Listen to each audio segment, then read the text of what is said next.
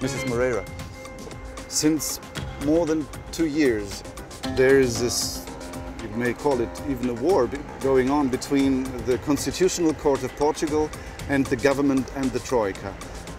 What is the substance of this conflict? What it is about? Well, for me, it's a lost war, because we have a constitution, we have a constitutional court, and it works. So the government didn't achieve its goals, so he needs someone to blame. And this someone became the Constitutional Court. So it's really a lost war, as I say, and it's not very respectful to our democratic system. But what was the substance of the conflict? What did they fight about?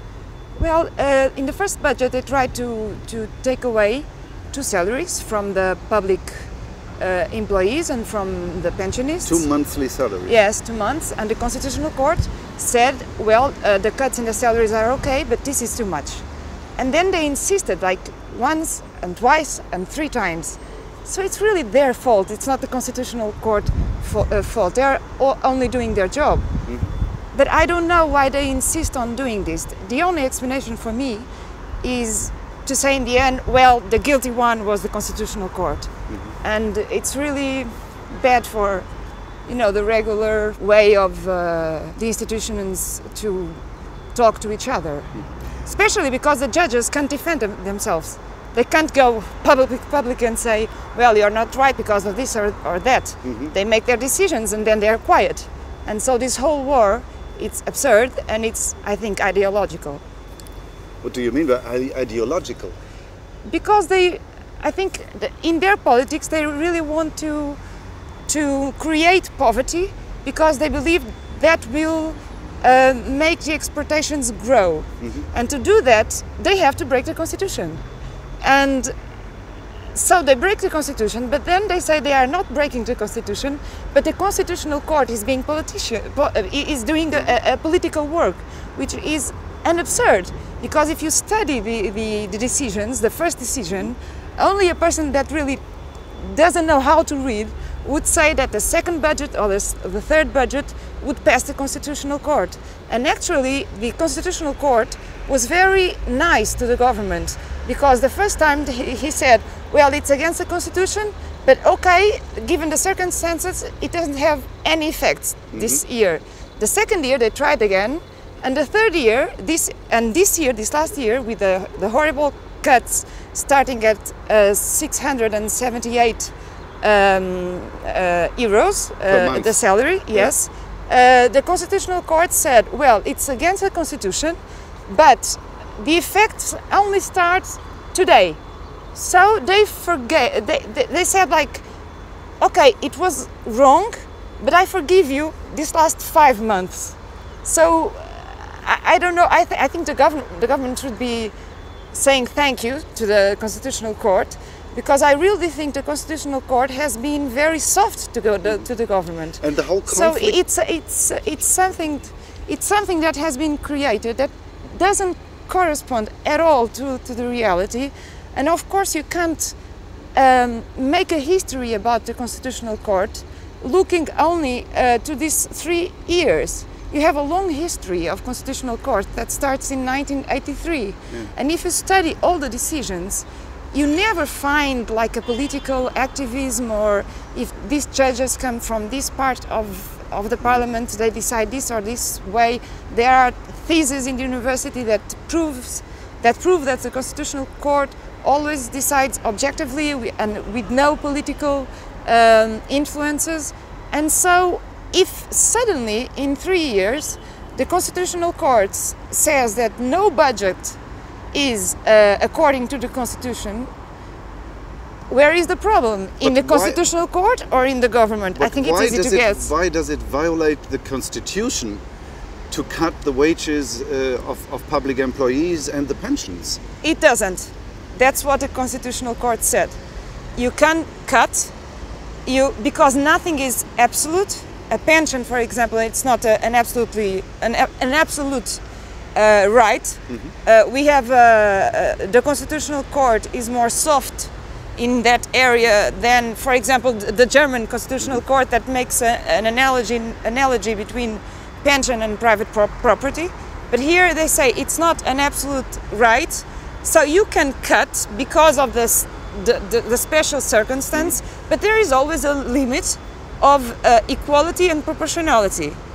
And we have to find a limit, and that's what constitutional courts do. In comparison to the rest of the population? Yes, because you have these public workers and the ones who are already retired, and the sacrifices were always demanded to them, like everyone, with the brutal taxes, and then especially these groups, an additional sacrifice that was over all the lines that were already decided as okay by the Constitutional Court, because at the Constitutional Court in 2011, 2012, 2013, 2014 always said that okay, you can cut, you can do some cuts because there is a justification, but there is a limit. And the Constitutional Court was very clear explaining which limits were these limits.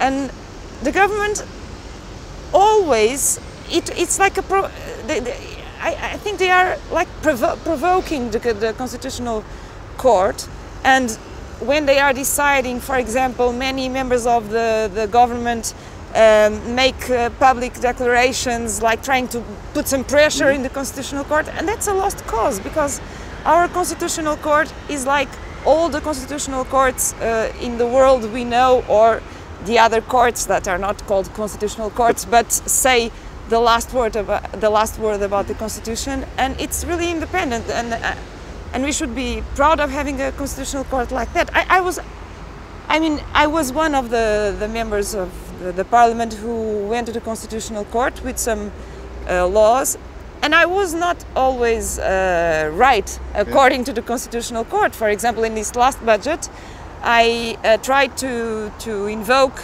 the violation of the Constitution in what comes to 3 main points, and in one of them that was really important for me, they said no, the government can't do that, and I have to respect that. Of course, I can criticize, I can say I don't agree.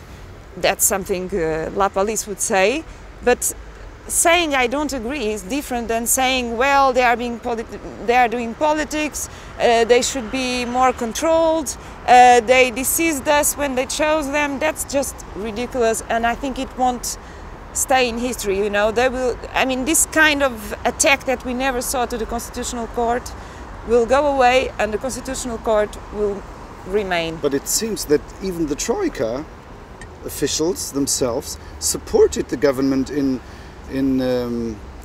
violating the constitutions. Look, here is a report, an internal document, as it is called, written by the representation of the Commission here in Lisbon, and they wrote, in the current political and financial situation, this was in October 2013, any political activism of this jurisdiction could have very heavy consequences for the country. So they supported the government to go against the Constitutional Court. It's outrageous. It's outrageous. And even before that, we saw Durão Barroso, which is he is Portuguese, but he's leading the president, and he was also making that kind of speech with our Prime Minister just beside him. And for me, as Portuguese, it's amazing.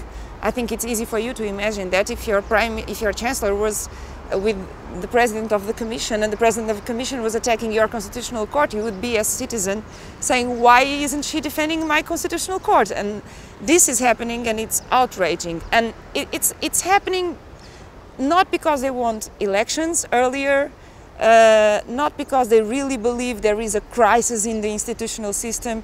It's just because the Constitutional Court still has some decisions to make, and this is a way to put some pressure in the judges. But what could have the government done to fulfill the targets of the Memorandum of Understanding with the Troika and not violate the Constitution? Did they have a choice? Yes, of course. To start, in the first budget, when they decided to take away the 2 salaries of the pensions and of the public workers, that was not in the memorandum.